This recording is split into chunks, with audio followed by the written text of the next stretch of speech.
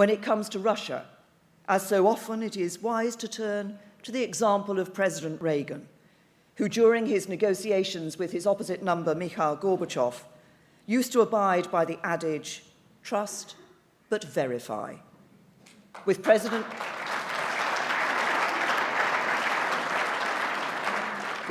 Putin, my advice is to engage, but beware. There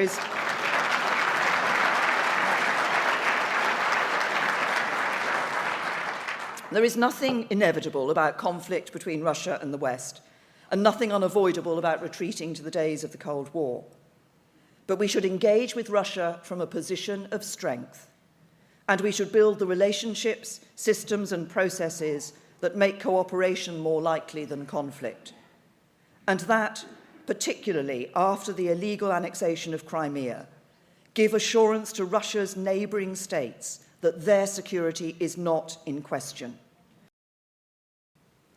But of course, we should always be careful to distinguish between this extreme and hateful ideology and the peaceful religion of Islam and the hundreds of millions of its adherents, including millions of our own citizens, and those further afield, who are so often the first victims of this ideology's terror. And nor is it enough merely to focus on violent extremism. We need to address the whole spectrum of extremism, starting with the bigotry and hatred that can so often turn to violence. Yet ultimately, to defeat Daesh, we must employ all of the diplomatic means at our disposal.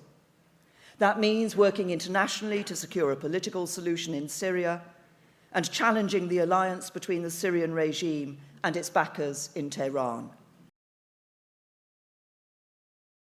As Churchill put it, we speak the same language, kneel at the same altars, and to a very large extent pursue the same ideals. And today, increasingly, we have strong economic, commercial, defence and political relationships as well. So I'm delighted that the new administration has made a trade agreement between our countries one of its earliest priorities.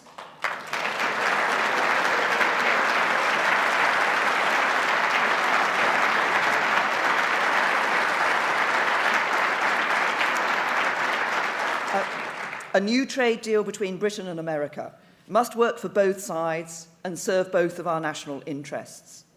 It must help to grow our respective economies and to provide the high-skilled, high-paid jobs of the future for working people across America and across the UK. And it must work for those who have too often felt left behind by the forces of globalization.